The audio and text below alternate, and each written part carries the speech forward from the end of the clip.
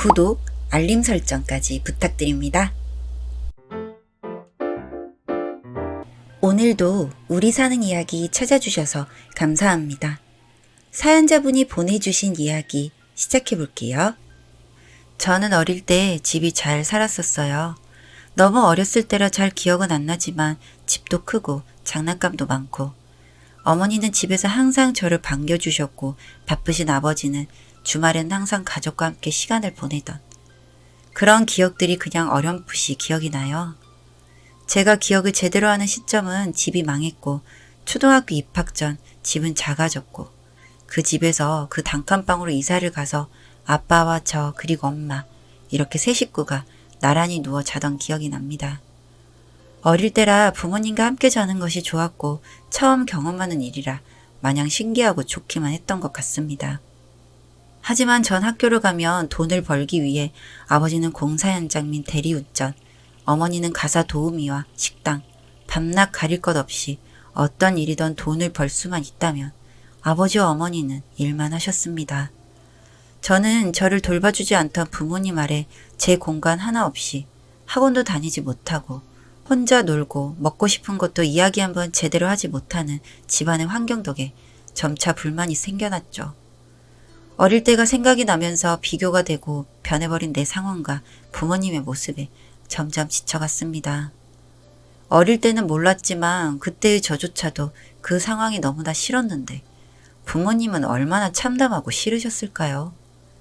그때 당시 부모님도 지치셨는지 아버지는 그나마 하던 일이 없는 날은 술을 드시며 그 단칸방에서 화도 내셨다가 우셨다가 종잡을 수 없는 행동을 하셨고 어머니는 한 푼이라도 더 벌어보겠다며 아침부터 밤까지 들어오지 않으셨습니다. 그때의 저는 그 상황들이 너무나도 싫었고 도망치고 싶었기에 점점 나쁜 친구들과 어울렸어요. 중학교를 막 입학했을 무렵 그 어린 나이에 다른 친구의 돈도 빼앗고 배도 피고 할 수 있는 나쁜 일은 다 해가며 시간을 보냈던 것 같아요. 그러던 어느 날 동네 슈퍼에서 계산대에 돈을 훔치다가 잡혔고 몇몇 친구들은 도망갔고 결국 저와 다른 친구 2명만 잡혀서 학교로 끌려갔습니다. 슈퍼 주인은 교복을 입은 저희를 보고 경찰에 신고를 하는 게 맞지만 보상받고 너네는 훈계 조치를 위해 필요하다며 학교로 끌고 가셨어요. 그때 같이 저와 끌려갔던 친구는 부모님이 바로 오셔서 변상금과 사과를 연신한 후 친구를 데려갔습니다. 담임선생님은 저희 아버지한테 전화했지만 받지 않으셨고 어머니도 받지 않으셨어요. 저는 그냥 붙잡힌 채로 계속 방치되고 있었죠. 그러다 연락이 닿은 어머니는 얼마나 빨리 달려오셨는지 식당에서 일하던 차림으로 앞치마까지 하고 오셨습니다. 저는 그 모습을 보자 차라리 그냥 오지 말지 라는 나쁜 생각을 하며 본체만치 하며 서 있었죠. 슈퍼 주인은 애 교육을 어떻게 시키는 거냐며 이 상황이 말이 되냐며 변상금 다른 분이 치렀으니 경찰서 안 가는 대신 합의금을 달라며 경찰서 안 데려간 게 어디냐며 요구를 했습니다. 어머니는 머리가 땅에 닿을 듯 연신 죄송하다며 자기가 능력이 없고 먹고 살기 바빠 자식을 잘 보살피지 못했다며 연신 사과를 했고 한 번만 봐달라며 정말 송구하지만 능력 없는 애미라 합의금도 드릴 형편이 못 된다며 사과를 했습니다. 그 모습을 보던 담임선생님은 저보고 나가 있으라고 했고 저는 앞에서 잠시 눈물을 훔치다 도망쳐버렸어요. 어떻게 이야기가 잘 마무리가 됐는진 모르겠지만 엄마는 교문을 나서려는 저를 부르며 잠깐 기다리라며 저를 쫓아오시기 시작했고 그냥 생각 없이 걷고 있던 저는 엄마의 부름에 도망치듯 뛰어 달아나기 시작했죠.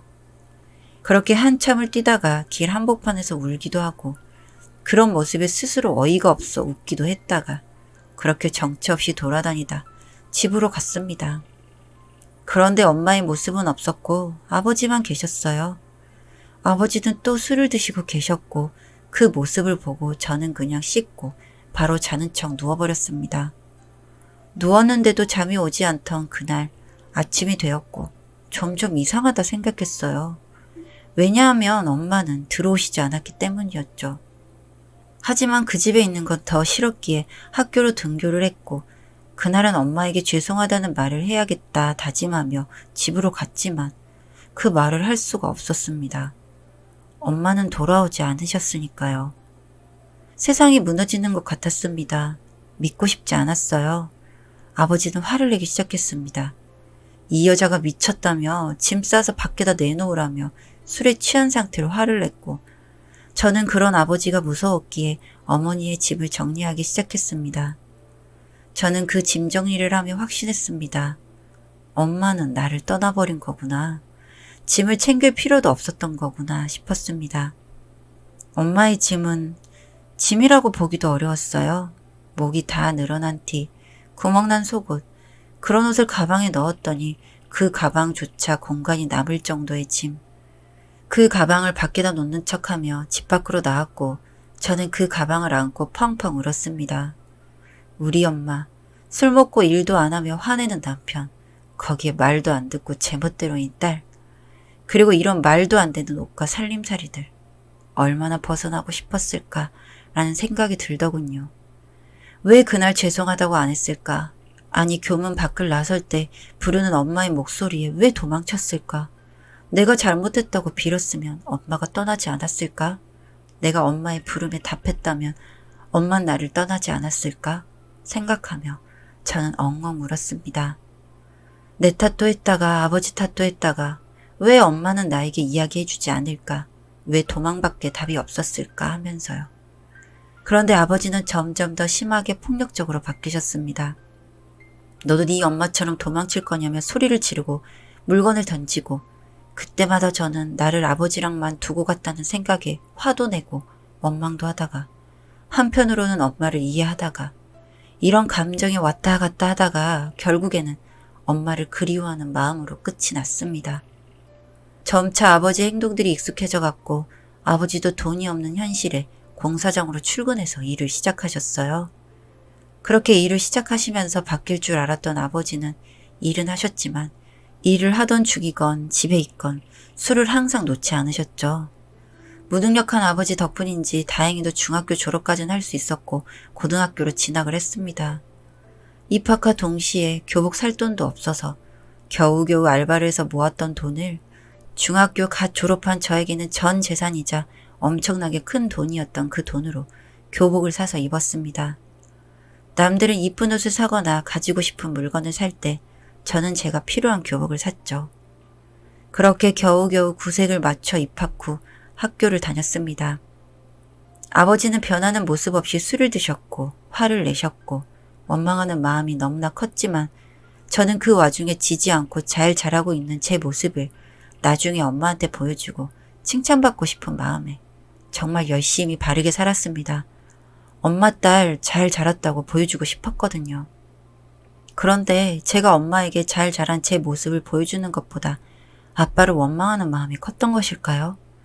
하늘은 아버지를 데려가시더군요. 아버지는 공사 현장에서 사고가 났고 응급실로 옮겼지만 결국 깨어나지 못하셨다고 했습니다. 그렇게 저는 혼자가 되었습니다. 장례식장에 혼자 그 앞에 앉아 있었고 제일 먼저 아버지가 일하시던 공사 현장 관계자분들이 오셨습니다. 호적상에 있던 어머니를 찾으셨지만 어디 있는지 모르겠다는 제 답변에 살짝 당황하시더니 이내 위로의 말씀과 사과를 하셨고 허탈감과 삼실감으로 지배된 제 몸은 그 사람들의 이야기를 다 이해할 상태가 아니었어요. 언뜻 이해한 내용으로는 사망보험금이 법적 배우자인 어머니가 있어야 한다는 이야기와 제 손에 돈봉투를 주시며 금액으로 산정할 수는 없지만 위로의 마음으로 준비했다. 이런저런 말들과 함께 인사 후 가버리셨습니다. 그렇게 저는 정말 혼자가 되어 멍하니 앉아 있었습니다. 그렇게 한참을 앉아 있었을까요? 갑자기 얼굴도 잘 몰랐던 아버지의 형제분들이 들어오셨습니다. 처음에는 어린 것 혼자 어쩌냐며 딱하다며 아버지께는 절도 안 드린 상태로 저를 위로하셨습니다. 그런데 그 걱정도 잠시, 일하다 다친 건데 보험금은 어떻게 되냐며 회사 사람들은 왔냐며 법적 대리인이 필요할 테니 도와주겠다며 이야기를 해오는데 저는 그 순간 정신이 번쩍 들더군요. 아, 진짜 세상에 믿을 어른 없구나라는 것을 빠르게 깨달아버리고 저는 냉정하게 이야기했습니다. 집 나간 엄마가 호적상 정리 안 돼서 나는 모른다 라고 소리치듯 말했고 어르신들은 눈치를 보시더니 어머니는 어디 갔냐고 연락을 하냐며 캠으로 오기 시작했습니다. 저는 아기 바칠 대로 바쳐서 난 어머니도 모르고 당신들도 누군지 모르니 나가라고 소리쳤고 저는 그렇게 혼자 장례식을 마무리했습니다. 위로금이라고 받았던 현금으로 월세를 내고 할 수 있는 알바를 해가며 식비로 충당하며 꿋꿋하게 혼자 남은 제 삶을 살아가고 있었습니다. 고등학교 3년 정도는 월세로 버틸 수 있을 거라 생각했지만 어린 나이에 세상 물정을 몰랐던 저는 공과금에 월세에 다달이 나가는 돈을 혼자서 감당하다 보니 알바를 해도 채워지지 않았고 월세방은 보증금을 다 충내버리고 졸업까지는 버틸 줄 알았는데 말도 안 되는 계산이었더라고요. 고3 졸업을 앞둔 12월 남들은 대학 갈 생각을 하고 성인이 된다고 기뻐했지만 저는 생활고 걱정을 하고 있었습니다. 결국 12월 25일 저 빼고 온 세상이 춥지만 따뜻한 분위기를 풍기며 행복했지만 저는 제가 살던 월세방 앞 현관문에 얼마 안 되는 제 짐들이 다 꺼내져 있고 현관문의 열쇠가 바뀌어 열 수가 없었습니다. 그 추운 겨울 그리고 사람들이 행복한 크리스마스 날 저 혼자 그 문 앞에 갈 곳 없이 펑펑 울었습니다. 아버지가 돌아가셨을 때도 이렇게 아이처럼 큰 소리로 울지 않았고 엄마가 집을 나갔다는 것을 알았을 때도 눈물을 흘렸지만 지금처럼 숨이 넘어갈 정도로 지금처럼 큰 소리로 운 적은 처음인 것 같았습니다. 엄마라 부르며 울었습니다. 그런데 갑자기 엄마라는 부름이 하늘에서 제 이야기를 들어주셨던 걸까요?